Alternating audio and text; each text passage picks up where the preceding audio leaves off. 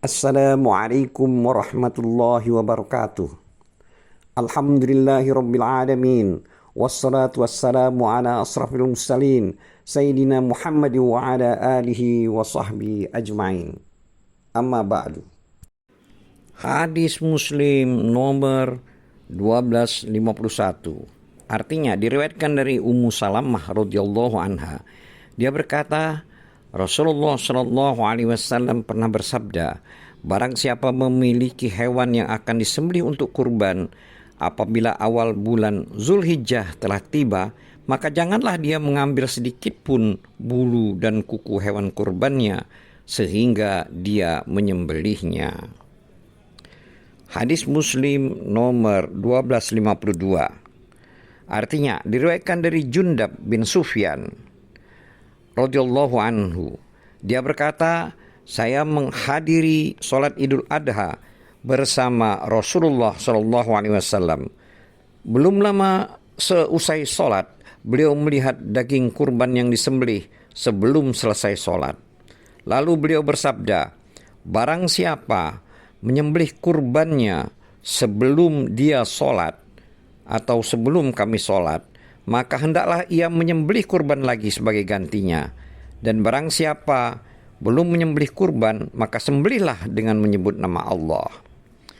Hadis ini juga diriwayatkan oleh Al-Bukhari nomor hadis 5500. Hadis Muslim nomor 1253. Artinya diriwayatkan dari Al-Barra bin Azib radhiyallahu anhu. Dia berkata, Rasulullah Shallallahu Alaihi Wasallam pernah bersabda, pada hari raya kurban ini pertama kali yang kita lakukan adalah sholat. Lalu kita pulang, lalu menyembelih hewan kurban. Barang siapa berbuat seperti itu, maka dia sesuai dengan ajaran kami.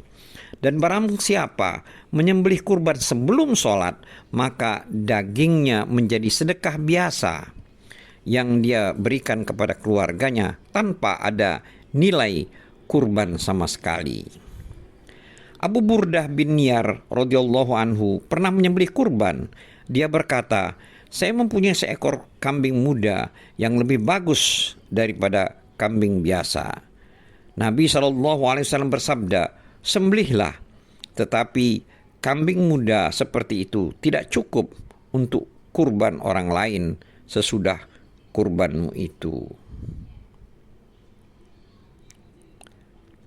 Hadis ini juga diriwayatkan oleh Al-Bukhari nomor hadis 5560. Hadis Muslim nomor 1254. Artinya diriwayatkan dari Jabir bin Abdullah radhiyallahu anhu, ia berkata, Rasulullah Shallallahu Alaihi Wasallam bersabda, janganlah kamu menyembelih hewan kurban kecuali telah dewasa. Kecuali jika sulit kau dapatkan, maka sembelihlah kambing muda.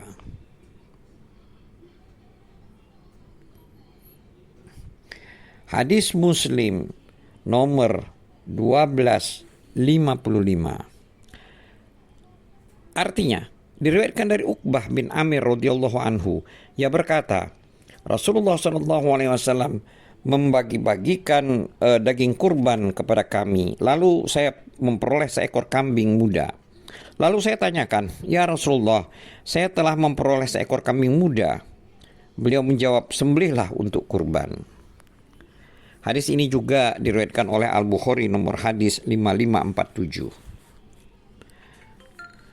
Hadis Muslim nomor 1256. Artinya diriwayatkan dari Anas radhiyallahu anhu, dia berkata, Rasulullah Shallallahu Alaihi Wasallam pernah berkurban 2 ekor kambing kibas putih yang telah tumbuh tanduknya. Kata Anas, saya melihat beliau menyembelih 2 ekor kambing tersebut dengan tangan beliau sendiri. Saya melihat beliau menginjakkan kakinya di atas pangkal leher kambing itu. Kata Anas, beliau membaca basmalah dan bertakbir. Hadis ini juga diriwayatkan oleh Al-Bukhari, hadis nomor 5558.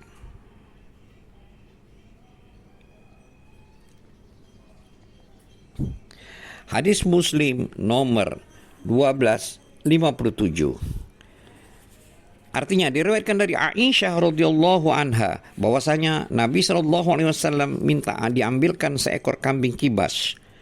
Beliau berjalan dan berdiri serta melepaskan pandangan di tengah orang banyak. Kemudian beliau dibawakan seekor kambing kibas untuk beliau buat kurban. Beliau berkata kepada Aisyah, "Hai Aisyah, bawakan pisau kemari."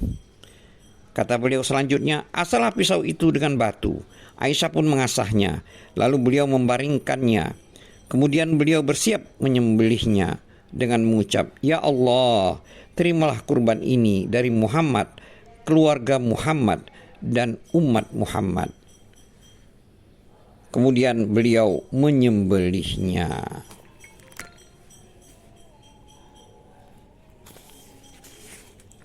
Hadis Muslim nomor 1258.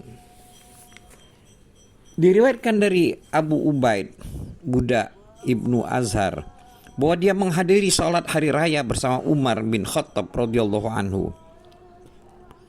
Kata Abu Ubaid, kemudian saya melakukan salat pada hari raya bersama Ali bin Abu Talib radhiyallahu anhu. Kata Abu Ubaid, Ali salat mengimami kami sebelum berkhutbah.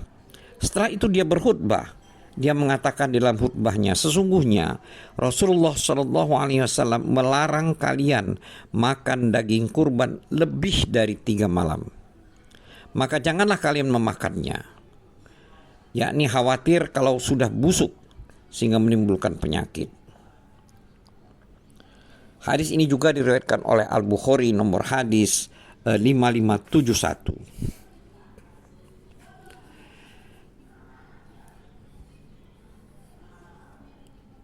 Hadis Muslim nomor 1259. Artinya diriwayatkan dari Abdullah bin Abu Bakar dari Abdullah bin Waqid radhiyallahu anhu. Dia berkata, Nabi Shallallahu alaihi wasallam pernah melarang makan daging kurban setelah 3 hari. Kata Abdullah bin Abu Bakar, hadis itu saya sampaikan kepada Amroh. Kata Amroh, benar.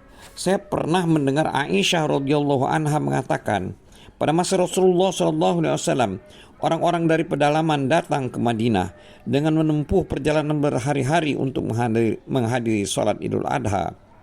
Nabi SAW bersabda, simpanlah daging kurban sekadar cukup selama 3 hari dan sedekahkanlah sisanya. Setelah itu orang-orang bertanya, ya Rasulullah, orang-orang membuat kantong minum dari kulit kurban dan mengolah lemaknya. Maka Rasulullah SAW bertanya, apa maksud kalian? Mereka mengatakan, Anda melarang makan daging kurban lebih dari 3 hari. Beliau bersabda, aku melarang kalian hanyalah aku tujukan pada orang-orang yang berhari-hari dalam perjalanan. Maka makanlah dan simpanlah serta sedekahkanlah.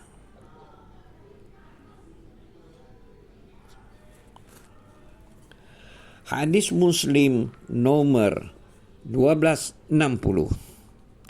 Artinya diriwayatkan dari Abu Hurairah radhiyallahu anhu, dia berkata, Rasulullah sallallahu alaihi wasallam pernah bersabda, janganlah melakukan fara dan atirah. Fara dan atirah. Ibnu Rafi'i menambahkan di dalam riwayatnya, fara adalah anak pertama dari unta atau kambing. Lalu mereka menyembelih menurut kepercayaan jahiliyah. Hadis ini juga diriwayatkan oleh Al-Bukhari nomor hadis 5473. Hadis Muslim nomor 1261. Artinya diriwayatkan dari Abu Tufail, yaitu Amir bin Wa'ilah. Dia berkata, saya pernah berada di sisi Ali bin Abi Talib radhiyallahu anhu. Lalu dia didatangi oleh seorang laki-laki yang mengatakan, apa yang dirahasiakan oleh Nabi Shallallahu Alaihi Wasallam yang khusus disampaikan kepadamu? Kata Amir, Ali marah lalu mengatakan, Nabi SAW sama sekali tidak merahasiakan sesuatu yang khusus disampaikan kepadaku. Namun beliau mengajarkan kepadaku 4 hal. Laki-laki itu bertanya, apa itu wahai Amirul Mukminin? Kata Amir, Ali menjawab, pertama, Allah mengutuk orang yang mengutuk orang tuanya. Kedua, Allah mengutuk orang yang menyembelih binatang dengan menyebut selain nama Allah. Yang ketiga, Allah mengutuk orang yang melindungi pendusta, termasuk pembawa ajaran yang menyimpang. Keempat, Allah mengutuk orang yang mengubah batas-batas tanah. Wallahu a'lam bissawab. Wabillahi taufiq wal hidayah. Wassalamualaikum warahmatullahi wabarakatuh.